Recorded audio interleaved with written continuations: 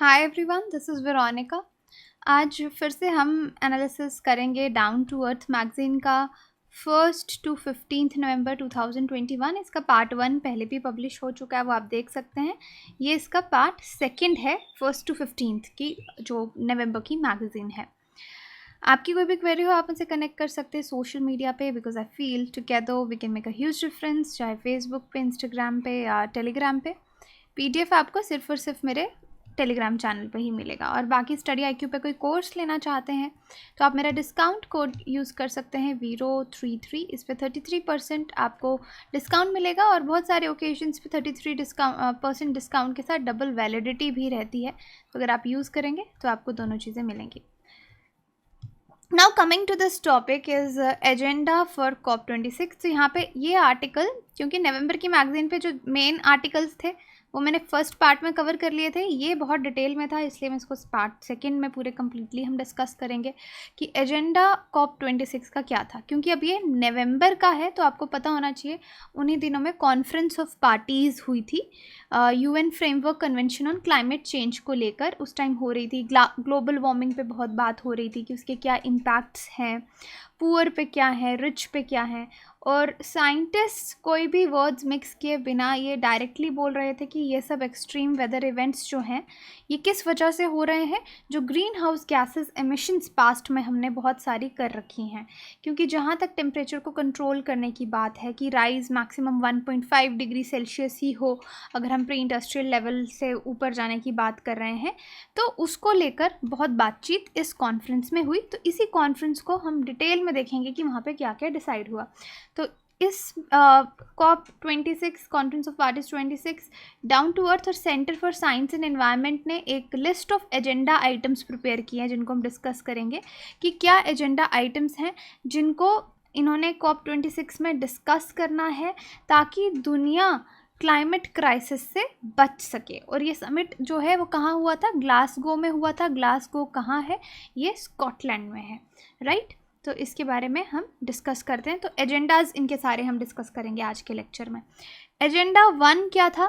Carbon net zero. ये इनका पहला एजेंडा इन्होंने दिया, क्योंकि पेरिस अग्रीमेंट जब 2015 में हुआ था, नेट ज़ीरो उसका पार्ट नहीं था। नेट ज़ीरो का क्या मतलब है कि आप जितने एमिशंस कर रहे हैं कार्बन डाइऑक्साइड के या ग्रीन हाउस गैसेस के, उतना एब्जॉर्ब भी हो जाना चाहिए।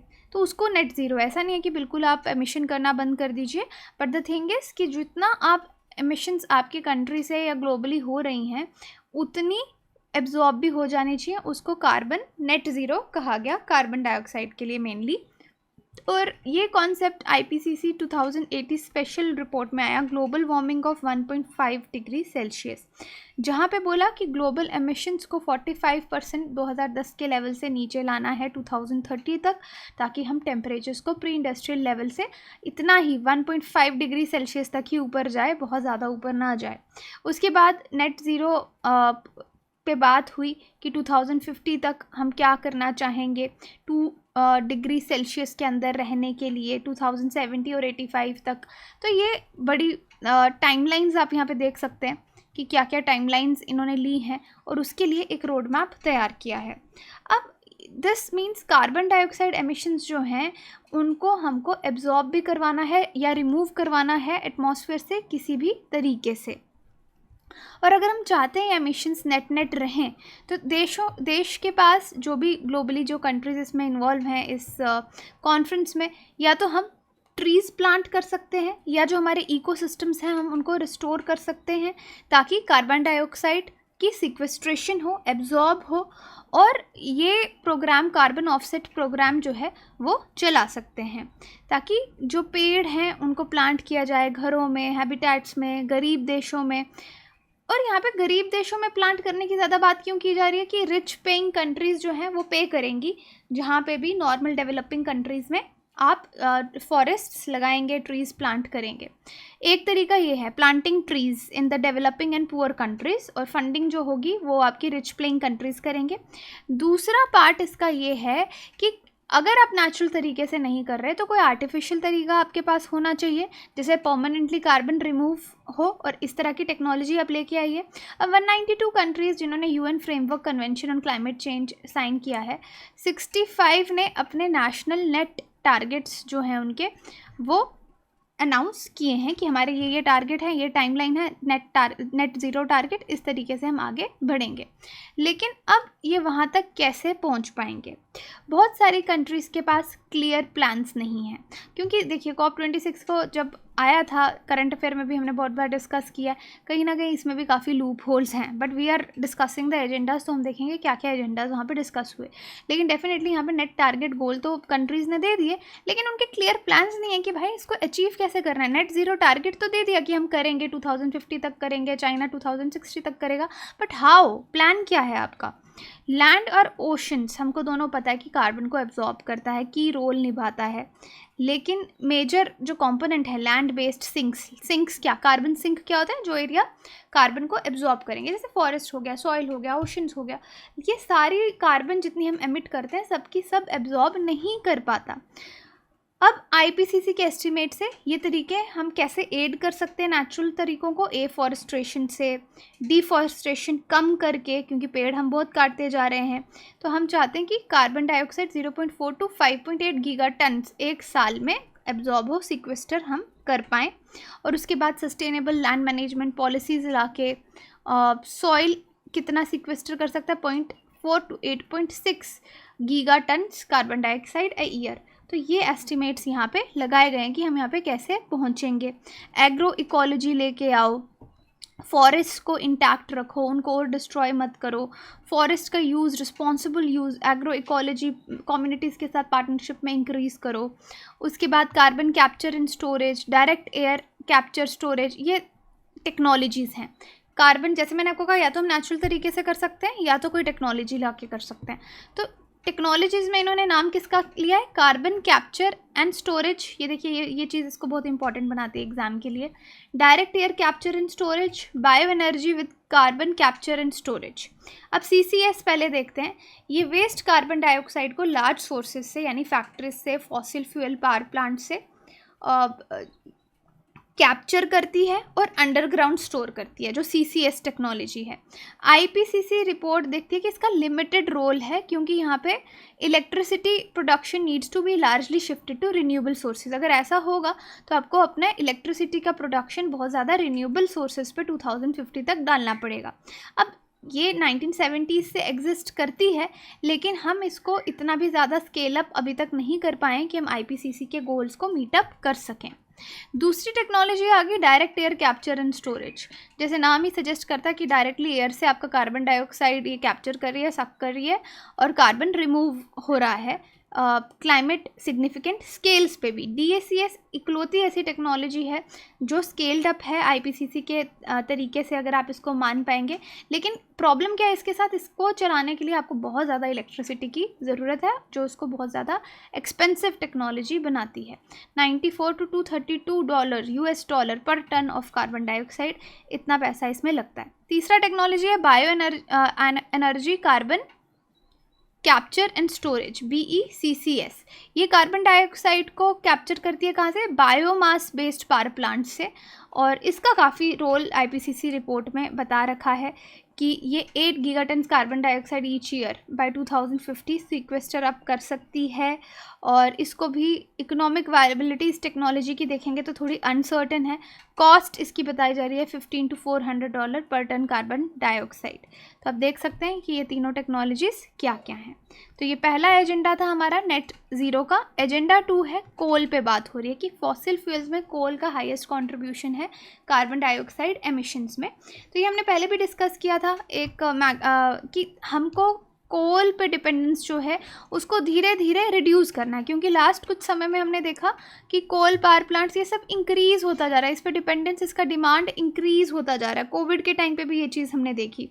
अब इसको रिड्यूस करना है, क्योंकि कोल प्रोडक्शन मिथेन को रिलीज़ करती है, जो कि एक पोटेंट ग्रीन हाउस गैस है और कार्बन डाइऑक्साइड से भी खतरनाक है। तो देखिए coal, oil and gas accounted for 90% of world's carbon dioxide emissions in 2019। Fossil dependent जितने भी हमारे सोर्सेज हैं उनका 90% उनकी वजह से कार्बन डाइऑक्साइड एमिशंस 2019 में देखे गए। AR6 रिपोर्ट में भी बोला कि कार्बन डाइऑक्साइड एमिशंस जो फॉसिल से हैं वो स्लो डाउन हुई हैं लास्ट डिकेड में, लेकिन अभी हमें कोल को और भी ज़्यादा रिड्यूस करना है। 2030 तक बोला गया 66% रिडक्शन इस पे होनी चाहिए अगर 1.5 डिग्री सेल्सियस वाला टारगेट हम अचीव करना चाहते हैं। अब आपको यहाँ पे हिस्टोरिकल डिफ़ॉल्टर्स कुछ देशों को बोला जाता है जो देश शुरू से ग्रीन हाउस गैसेज एमिट करते आए हैं, जैसे वेरियस कंट्रीज़ आर देयर। अब जो कंट्रीज़ मेजॉरिटी वर्ल्ड का रिमेनिंग कोल पाइपलाइन है, China, India, Vietnam, Indonesia, Turkey, Bangladesh, ये एशियन कंट्रीज़ हैं जहाँ पे पाइपलाइन है। लेकिन अगर आप देखेंगे वेस्टर्न कंट्रीज़ हमारी, उन्होंने बहुत ज़्यादा ग्रीन हाउस गैसेज जो हैं वो एमिट किए हैं। खैर अब चाइना का रोल भी उसमें इंक्रीज़ हो गया। अगर आप देखेंगे 50% वर्ल्ड कार्बन डाइऑक्साइड एमिशन जो कोल से 2019 में आए हैं वो चाइना से आए हैं, और यहाँ पे सबसे ज़्यादा कोल के जो पावर प्लांट्स हैं चाइना में वो चल रहे हैं। और कंज्यूमर कोल के अगर आप देखेंगे तो कौन कौन है, जापान है, south Africa, Russia, south Korea, और इनके पास कोई भी टारगेट डेट नहीं है कि ये आखिरकार कब फेस आउट करेंगे कोल को। यूरोपियन यूनियन 27 और जर्मनी, तो देखिए इनका फेस आउट टारगेट इन्होंने रखा है 2038। तो यहाँ पे समझिए इन सब प्रोग्रेस के साथ कि हम कोल को रिड्यूस करेंगे, टारगेट डेट्स दे रहे हैं, कोल अभी भी 34% वर्ल्ड की पावर प्रोडक्शन 2020 में कोल से हो रही है। 2021 प्रोडक्शन गैप रिपोर्ट जो UN एनवायरनमेंट ने निकाली है, ये भी वार्न करता है कि प्रोडक्शन प्लान्स और प्रोजेक्शंस जो गवर्नमेंट के हैं उससे 240% ज़्यादा कोल का यूज़ हो सकता है 2030 तक, और इसको हमको रिड्यूस करना है।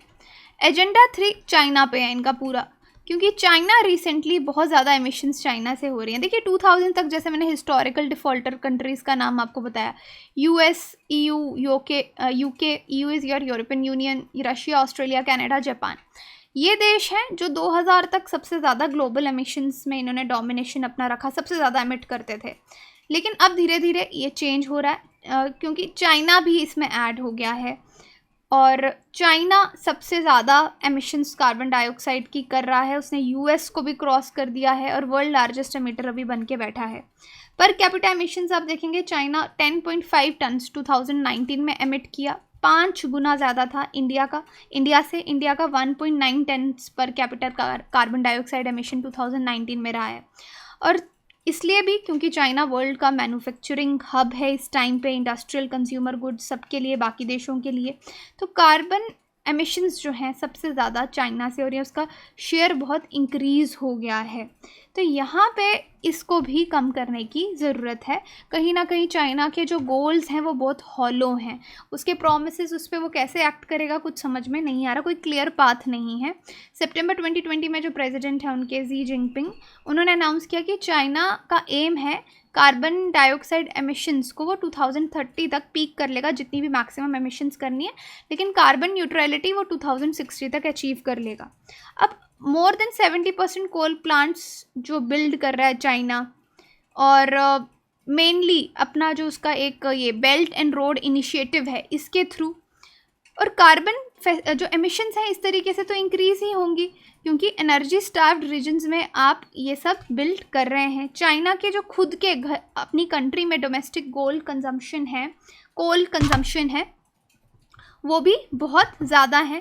अभी भी half of the world's operating coal fleet जो है वो चाइना में चल रहा है, और वो धीरे धीरे ग्रो कर रहा है। चाइना की टोटल इंस्टॉल्ड कोल कैपेसिटी का एस्टिमेट लगाया जाता है 1050 गीगावाट 2020 में, और ये ग्लोबल टोटल का हाफ है। और कोल के सिवाय उनकी बहुत सारी इन्वेस्टमेंट्स रिन्यूएबल एनर्जी में भी हो रही हैं, इलेक्ट्रिक व्हीकल्स में भी हो रही हैं। प्रोडक्शन कैपेसिटी में तो चाइना ऊपर ही जाता जा रहा है, इंक्रीज़ होता जा रहा है। इसका ये मतलब है चाइना बहुत अच्छे से वर्ल्ड को सप्लाई दे सकता है क्लीन एनर्जी टेक्नोलॉजी की, और in this way benefit from the climate mitigation efforts of the world. तो मतलब वो अपने आप को रिन्यूएबल एनर्जी में भी बहुत सक्षम बनाता जा रहा है, कि बोल रहा है कि ठीक है, अगर मेरा अभी इतना एमिशंस हो रहा है, मैं 2020 तक अभी हो चुका है जो एस्टिमेटेड मेरी मैक्सिमम पीक पे जाने दो, लेकिन मैं इसको 2060 तक कार्बन न्यूट्रलिटी पे ले आऊँगा। चाइना ग्लोबल सोलर सप्लाई को भी हर स्टेप पे डोमिनेट किए जा रहा है। Lithium ion battery supply chain अगर आप देखेंगे, चाइना कंट्रोल कर रहा है 80% रॉ मटेरियल जो है, 77% सेल कैपेसिटी, 60% वर्ल्ड का कंपोनेंट मैन्युफैक्चरिंग। तो एक मैन्युफैक्चरिंग हब कौन है? चाइना। अपने एफर्ट्स को इम्प्रूव करने के लिए उसने मैसिव ट्री प्लांटिंग इनिशिएटिव्स भी अनाउंस किए हैं। 3.6 million hectares of new forest a year China ने बोला है कि मैं लगाऊंगा। बट डीकार्बनाइजिंग, अपनी एनर्जी को डीकार्बनाइज करना या इंडस्ट्रियल सेक्टर को, ये उसकी टॉप प्रायोरिटी होनी चाहिए। बट एनीवे बाकी टारगेट्स वो अपने शो कर रहा है कि as a new global super power and polluter, China के जो एमिशंस हैं उनका, वर्ल्ड की पूरी जो एबिलिटी है कि हम क्लाइमेट गोल्स को कब तक पूरा कर पाएंगे, टारगेट अचीव कर पाएंगे, चाइना का एक सिग्निफिकेंट इम्पैक्ट उस पर रहेगा। इसलिए चाइना क्या टारगेट्स ले रहा है उनको देखना, उनको मॉनिटर करना बहुत ज़्यादा इम्पॉर्टेंट है। ये डिकेड तो आप मान लीजिए चाइना से बिलोंग करती है, क्योंकि उसके डेफिनेटली एफर्ट्स हमको दिख भी रहे हैं ग्रीन हाउस गैस एमिशंस को कम करने के लिए। और 26 सेशन जो कॉप का हुआ उसमें ये एक स्पॉटलाइट का एजेंडा भी था, चाइना को डिस्कस करना। चाइना को डिस्कस करना क्यों, मैंने आपको बता दिया, हिस्टोरिकल डिफ़ॉल्टर्स तो अपना कम कर रहे हैं, लेकिन चाइना की एमिशंस 2019 में सबसे ज़्यादा रही हैं, इसलिए वो क्या टारगेट्स अपने लिए चूज़ कर रहा है ये देखना बहुत इंपॉर्टेंट है। तो ये चीज़ें जो मैंने आपको बताई कि क्या क्या एफर्ट्स चाइना ने लगाए कि हम कितने फॉरेस्ट प्लांट करेंगे, रिन्यूएबल एनर्जी पे वो कितना खर्च रहा है, तो ये सब इम्पॉर्टेंट है। एजेंडा 4 है मार्केट मैकेनिज़्म पे। पेरिस एग्रीमेंट में मार्केट मैकेनिज़्म का टूल ये लोग लेके आए थे कि पेरिस रूल बुक आर्टिकल 6 में कि मार्केट्स किस तरह से वर्क करेंगे, इसको भी इन्होंने फाइनलाइज करना था। क्योटो प्रोटोकॉल में पहली बार UN framework convention on climate change जो है वो 2005 में इन्होंने इम्प्लीमेंट किया, और यहाँ पे एक CDM लेके आई है। CDM क्या है? Clean development mechanism, carbon purchase के लिए। और पेरिस एग्रीमेंट में दो तरह के प्रोविजन थे मार्केट इंस्ट्रूमेंट्स के लिए, एक ITMO, एक STM। ITMO है इंटरनेशनली ट्रांसफर्ड मिटिगेशन आउटकम्स, और दूसरा है सस्टेनेबल डेवलपमेंट मैकेनिज्म। ये डिफरेंट आर्टिकल्स हैं, एक 6.2, 6.4। अंडर ITMO में एम ये था कि बाईलेटरल या मिनी मल्टीलेटरल मार्केट्स बनाए जाएंगे, जैसे कि European union emissions trading system, ETS पे मैंने बहुत पहले एक वीडियो बनाई थी, वो आप देख सकते हैं। ठीक है, ये ट्रेडिंग सिस्टम क्या है कि सपोज़ एक कंट्री को लगता है कि मैंने ज़्यादा एमिट कर दिया है, तो आप ये जो कार्बन क्रेडिट्स हैं कहीं ना कहीं ख़रीद सकते हैं। तो इस तरीके का ये सिस्टम है। मिटिगेशन माना जाता है, ग्लोबल एमिशन के मिटिगेशन में हेल्प करेगा। वहाँ पे हमने बहुत डिटेल में ये सिस्टम जो है डिस्कस किया था। STM जो है इसमें है कि नया इंटरनेशनल कार्बन मार्केट बनाना है एमिशंस को कट करने के लिए, पब्लिक और प्राइवेट सेक्टर के लिए पूरी दुनिया में, जो कि पहले हमने CDM लॉन्च किया था उसके बेस पे होगा। मेन यही है कि low carbon economic pathway market उसका कैसे चलेगा वो क्रिएट करना है, जहाँ पे कार्बन क्रेडिट्स अपना रोल प्ले करेंगे। कार्बन क्रेडिट्स का कॉन्सेप्ट यहाँ पे लाया गया है। ठीक है, कार्बन क्रेडिट्स आप देख सकते हैं, पहले भी डिटेल में बहुत वीडियो इसके प्रोस कॉन्स के साथ बनाई गई थी कि सपोज़ कोई कंट्री ज़्यादा एमिट कर रहा है जितना उसको अलाउड है, तो वो दूसरे देश से ख़रीद सकता है कार्बन क्रेडिट्स। ओके, उस बेस पे ये पूरा carbon economic pathway low carbon करने के लिए इन्होंने मार्केट जो है वो लाया है कि अलग अलग दो तरीक़ों से चलेगा। अब लेकिन इसमें ये प्रॉब्लम है, जैसे क्योटो प्रोटोकॉल में सारे देश एमिशन रिडक्शन टारगेट दे रहे थे, और ऐसे लोएस्ट कॉस्ट ऑप्शंस पे सेल ऑफ करने की बात नहीं थी, क्योंकि इस पर किसी को भी इंटरेस्ट नहीं आएगा। लेकिन यहाँ पे जो है excessive control, multi layering, costly verification और रूल्स जो हैं वो थोड़े कंफ्यूज्ड हैं, वो समझ नहीं आ रहे। तो अगर CDM हम देखते हैं कि उसके काफ़ी ज़्यादा कॉन्स रहे हैं, वो अच्छे से वर्क नहीं कर पाया है पहले, तो आज हमको उसको इम्प्रूव करने की ज़रूरत है। ये ना हो कि हम ऐसा कोई मैकेनिज़्म बना के बैठ जाएं जो हमने पहले भी बना रखे हैं और वो वर्क नहीं कर रहे हैं। एजेंडा 5 है क्लाइमेट फाइनेंस। इसमें एक सिंपल सी चीज़ है कि जो फाइनेंसिंग कौन करेगा। तो world can not combat climate crisis without transfer of funds, और ये फंड्स ट्रांसफ़र कहाँ से होने? डेवलप्ड देशों से गरीब देशों की तरफ और डेवलपिंग नेशंस की तरफ बोला गया कि आप फंड्स ट्रांसफ़र करो। तो यहाँ पे यही बात की गई है कि कौन देश कितना कितना पैसा देगा। US ने प्रॉमिस किया, चाइना ने प्रॉमिस किया, लेकिन फिर देखा गया उस पर भी कोई क्लैरिटी नहीं है अभी कि कितना इन्होंने अभी तक ट्रांसफ़र किया है या करेंगे। अब कौन कौन से इंस्टीट्यूशंस हैं फ़ंड के लिए? 1994 में Washington based global environment facility GEF, इसको चार्ज दिया गया है फाइनेंशियल ट्रांसफर्स इसके अंदर जो होंगे उनको मैनेज करने के लिए 1994 में, 2001 में अडेप्टेशन फंड में कि अडेप्ट भी करना है, ये भी एक एजेंडा मैं आपको आगे बताऊंगी। UN climate change conference, green climate GCF यहाँ पे इस्टेब्लिश किया गया। और 2009 में यूएस ने बोला कि वो $100 बिलियन मोबिलाइज करेगा 2020 तक डेवलपिंग कंट्रीज़ की नीड्स को देखते हुए। और पेरिस एग्रीमेंट में $100 billion must be transferred annually through 2025 by developed nations. तो ये सब यहाँ पे डिसाइड किया गया, लेकिन यहाँ पे कोई अकाउंटिंग नहीं है, कोई क्लैरिटी नहीं है कि क्या देश कितना ट्रांसफ़र कर रहा है। So this is about transferring of funds. अब देखिए एजेंडा 6 क्या है, अडेप्टेशन गोल। अडेप्टेशन गोल में क्या कहा गया है कि चाहे हम एमिशंस कितनी भी कम कर लें, लेकिन वर्ल्ड को भी अडेप्ट करना पड़ेगा चेंजिंग क्लाइमेट के साथ साथ। लेकिन अब हम क्या देख रहे हैं, बहुत जल्दी हम मिटिगेट करना चाहते हैं, रोकना चाहते हैं, लेकिन जो कैलमिटीज़ हैं वो बहुत जल्दी आ रही हैं। तो अगर हम चाहते हैं देश, ये जो एक्सट्रीम वेदर इवेंट्स हैं, ये जो बहुत रैपिडिटी से हो रहे हैं, अलग अलग देशों को, लोगों को भी तैयार होना पड़ेगा कि कैसे इससे कोप अप करना है, कैसे मैनेज करना है। तो आर्टिकल 7 जो पेरिस एग्रीमेंट का था, वहाँ पे उन्होंने बोला था लोग जो एडेप्टिव कैपेसिटी है उसको इम्प्रूव करना है, कि हमको समझ होनी चाहिए कि कैसे डील करना है। तो इसके लिए अडेप्टेशन गैप रिपोर्ट 2020 आप देख सकते हैं, यूनाइटेड नेशन एनवायरनमेंट प्रोग्राम ने निकाली थी, जहाँ पे बोला कि अडेप्टेशन फाइनेंस गैप क्लोज नहीं हो रहा है, तो उसको क्लोज करने की ज़रूरत है। हर देश को अपने नेशनल अडेप्टेशन प्लान्स जो हैं वो बनाने पड़ेंगे, एक्टिविटीज़ को आइडेंटिफाई करना पड़ेगा कि उनको कहाँ पे सपोर्ट चाहिए। तो इस चीज़ पे भी फोकस करने के लिए कहा गया था, क्योंकि इससे बहुत ज़्यादा आपके इकोनॉमिक लॉसेस होते हैं। तो पूरा अगर हम दुनिया 2020 में देखें, $268 बिलियन का नुकसान हुआ है। 97 बिलियन इंश्योर्ड लॉसेस थे, लेकिन उससे ज़्यादा कई ज़्यादा आपके अनइंश्योर्ड लॉसेस थे। तो अडेप्टेशन फ़ंड को 2001 में सेटअप किया गया, जो मैंने आपको पहले भी दिखाया है। और ये जो इशू है अडेप्टेशन का, कि वर्ल्ड को लेस वल्नरेबल और ज़्यादा रिजिलियंट बनाना है, इसको फाइनेंसिंग की भी बहुत ज़्यादा ज़रूरत है और एक प्लान बनाने की भी बहुत ज़रूरत है कि एजेंडा कैसे अचीव किया जाएगा। एजेंडा 7 है लॉस एंड डैमेज। अब 20 साल हो गए alliance of small island states, इन्होंने डिमांड किया था कि कोई मैकेनिज्म बनाओ ग्लोबल क्लाइमेट डील के अंदर इन देशों को कॉम्पनसेट करने के लिए जिन पे क्लाइमेट चेंज का सबसे ज़्यादा असर पड़ेगा, सबसे ज़्यादा लॉस डैमेज जहाँ पे होता है। थर्ड पिलर क्लाइमेट एक्शन का अडेप्टेशन एंड मिटिगेशन। तो यहाँ पे विक्टिम्स को कॉम्पनसेशन देने की बात की गई थी। आर्टिकल 8 जो पेरिस एग्रीमेंट का आप देखेंगे, वहाँ पे ये बात की कि लॉस डैमेज को हम कैसे कम कर सकते हैं। और लेकिन प्रॉब्लम यही थी कि उन देशों ने कॉम्पनसेशन की बात की गई, लेकिन किसी भी आर्टिकल में क्लियरली कॉम्पनसेशन या लायबिलिटी की बात नहीं की है। तो अगर सिंपल वर्ड्स में इसको समझना चाहें, ह्यूज लॉसेस और डैमेजेस जो हैं वो गरीब लोगों पे देखे जाते हैं, और उन गरीब देशों को सबसे ज़्यादा नुकसान होता है जो एमिशंस भी नहीं कर रहे। तो इसलिए वो देश चाहते हैं कि उनको कॉम्पनसेशन दिया जाए। जब वो एमिट भी नहीं कर रहे, नुकसान बड़े बड़े देश कर रहे हैं, लेकिन भुगतना किसको पड़ रहा है, पुअर कंट्रीज़ को भुगतना पड़ रहा है। तो loss and damage work programme COP16 में इसकी बात की गई थी।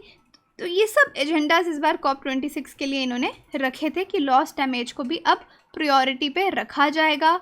कंट्रीज़ को, कम्युनिटीज़ को वर्क करना है, इंफॉर्मेशन, नॉलेज कलेक्ट करनी है कि किस तरीके से ह्यूमन और फाइनेंशियल हेल्प से हम इस गैप को क्लोज कर सकते हैं।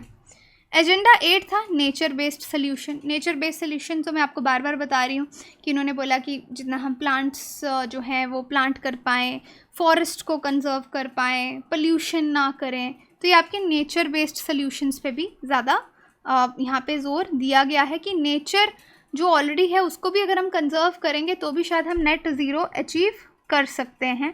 नेचर बेस्ड सोल्यूशन में कि किस तरह से कार्बन डाइऑक्साइड पर ईयर कितनी रिमूव कर पाएंगे, ये किसके थ्रू, टेक्नोलॉजिकल सोल्यूशंस के बारे में अगर हम ना भी सोचें तो जो नेचुरल सोल्यूशंस हैं उनको देखते हुए नेचर बेस्ड सोल्यूशंस के लिए भी फंड्स जो हैं वो हमको क्रिएट करने पड़ेंगे। तो फॉरेस्ट सिर्फ हम सिंक की तरह नहीं देख सकते, क्योंकि हर देश में फॉरेस्ट का अलग अलग रोल है। बहुत सारे कम्युनिटीज़ जो हैं, पुअर कम्युनिटीज़ फॉरेस्ट पे डिपेंड करती हैं। तो अगर आप फॉरेस्ट को नेचर बेस्ड सोल्यूशंस ढूंढ रहे हैं तो डेफिनेटली जो लोग, जो कम्युनिटीज़ उन पे डिपेंड करती हैं, आपको उनके लिए भी रोज़गार देखना पड़ेगा। और ये नहीं कि आप एमिशंस को फिक्स कर दो, आपको उनके लाइवलीहुड्स को भी, लोगों के लाइवलीहुड्स को भी सिक्योर करना है। अभी जैसे एस्टिमेट किया जा रहा है अमेज़ॉन रेन फॉरेस्ट जो हैं वो बहुत ज़्यादा कार्बन जो है वो एमिट कर रहे हैं, जितना वो एब्जॉर्ब भी नहीं करते उतना एमिट कर रहे हैं। तो लार्ज स्केल डिफॉरेस्ट्रेशन वहाँ पे हो रही है, लैंड क्लियर हो रहा है। तो इस तरह की चीज़ें जिनको ध्यान में रखने की ज़रूरत है। तो यहाँ पे इन शॉर्ट नेचर में यही कहा गया है कि अगर आप फॉरेस्ट को यूज़ करने का सोच रहे हैं तो उन पे जो कम्युनिटीज़ डिपेंड करती हैं, आपको उनके बारे में भी सोचना है। एक विन विन सोल्यूशन होनी चाहिए जो लोगों के लिए भी काम करे, फॉरेस्ट के लिए भी काम करे। तो ये एजेंडा COP26 का है। तो अभी तक हमने सारे एजेंडाज़ पढ़े कि COP26 के मीटिंग पे क्या क्या एजेंडाज़ इन्होंने सोचा जो मेन डिस्कस होने चाहिए। लेकिन खैर अब ये COP26 हो चुका है, तो वहाँ पे क्या डिस्कशन हुआ और वो हमने एक और वीडियो में भी डिटेल में डिस्कस किया था। क्योंकि कहीं ना कहीं हाँ, ये सारी चीज़ें वहाँ पे ऑलमोस्ट डिस्कस हुई हैं, लेकिन क्लैरिटी की अभी भी कमी है। अगर आप कंक्लूजन में लिखना चाहेंगे तो यही बोल सकते हैं, क्लैरिटी की कमी है। टारगेट्स देश दे रहे हैं, लेकिन उनको अचीव कैसे करना है उसका कोई क्लियर प्लान नहीं है। इसलिए ग्लासगो में जो भी हुआ उसको अप्रिशिएट तो किया जा रहा है, बट बिकॉज उसको इम्प्लीमेंट कैसे करना है ये किसी को नहीं पता, इसलिए इसका क्रिटिसिज्म भी देखा जा रहा है। तो यही था इस बार का डिस्कशन। अब नेक्स्ट हम नवंबर जो नेक्स्ट 16 टू आगे लास्ट डेट तक के 2 पार्ट्स में डिस्कस करेंगे। बाकी आपकी कोई भी कोर्सेज़ को लेके क्वेरी हो, आप वेबसाइट विजिट कर सकते हैं, एप्लीकेशन डाउनलोड कर सकते हैं। कोर्सेज़ EMI पे भी अवेलेबल हैं। Thank you so much.